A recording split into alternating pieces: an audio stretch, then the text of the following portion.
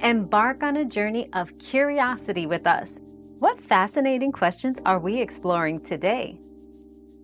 Loud banging in your washing machine means it's unbalanced. Clothes might be clumped to one side or the machine isn't level.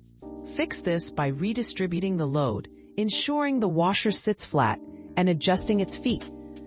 If the noise continues, worn shock absorbers or springs may need replacement. Regular checks keep your machine running smoothly and quietly.